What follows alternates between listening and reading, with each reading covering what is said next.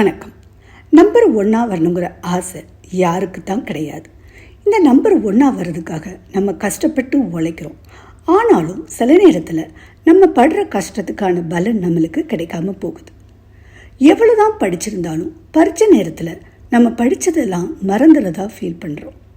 இதுக்கு காரணம் நீங்கள் இல்லைங்க. இதை பற்றி தெரிஞ்சுக்கிறதுக்கு உங்களுக்கு மெமரியை பற்றி தெரிஞ்சிருக்கணும்.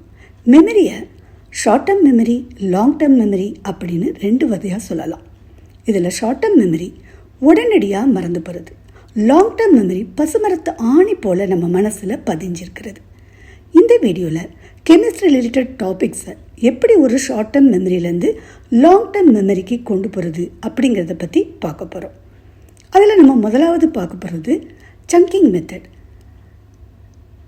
நமக்கு யாராவது நம்மளுடைய ஃபோன் நம்பரையோ இல்லாட்டி அம்மா அப்பாவுடைய ஃபோன் நம்பரையோ கேட்டால் இப்படி கடகடகடன்னு சொல்கிறோம்.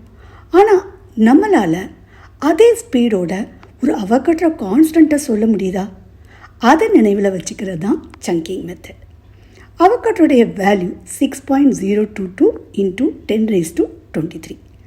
இதை ஈஸியாக சங்கிங் மெத்தட் மூலமாக எப்படி நினைவில் வச்சுக்கிறதுன்னு பாருங்கள். இந்த டெசிமலுக்கு அப்புறம் இருக்கிற 0.22 பாருங்கள். அடுத்து 10⁻23. ஸோ 22, அதுக்கடுத்தாப்பில் வர்றது 23. ஸோ இந்த மாதிரி நீங்கள் ஈஸியாக நினைவில் வச்சுக்கிடலாம். அடுத்து இன்னொரு கான்ஸ்டன்ட் பார்ப்போம், ரிட்பர்க் கான்ஸ்டன்ட்.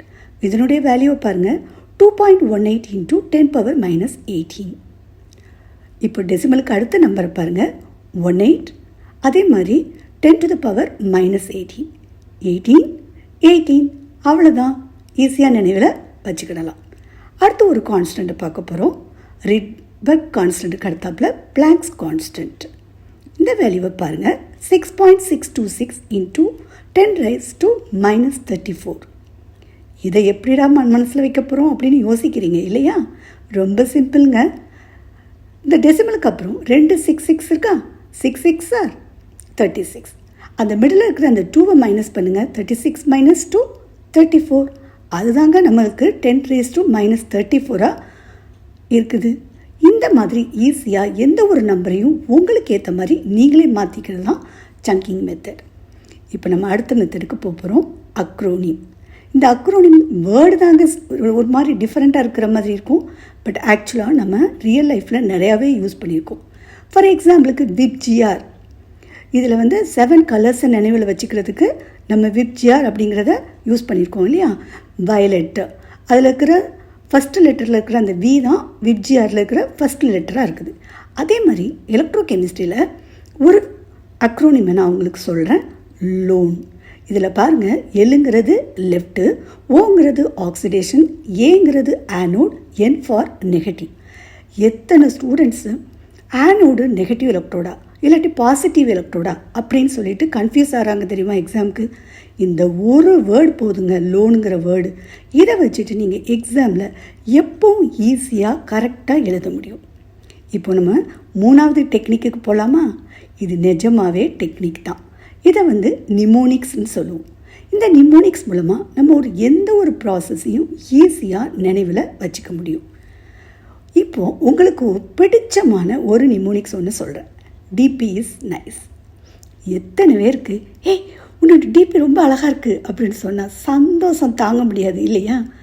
ஆனால் இங்கே இருக்கிற டிபி இஸ் நைஸை பாருங்கள், இதில் இருக்கிற ஒவ்வொரு வேர்டுக்கும் ஒவ்வொரு மீனிங் இருக்குது.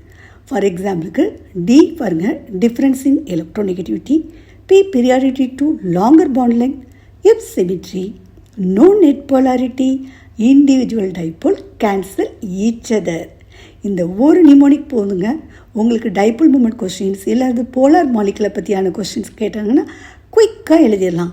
ஃபார் எக்ஸாம்பிளுக்கு CH4 மீத்தேன் மாலிகுலை பாருங்கள், அது 4 ஹைட்ரஜன் ஒரு கார்பன் இருந்தாலுமே அது டெட்ராஹெட்ரல். அப்போ அது சிமிட்ரி மாலிகுல். அதனால் என்ன நடக்கும்னா இண்டிவிஜுவல் டைபோல் கேன்சல் ஆகி அது நான் போலார் மாலிகுலாக மாறிடும். அதே மாதிரி தாங்க CCl4ம் கார்பன் டெட்ராக்ளோரைடும் நான் போலார் மாலிகுல்.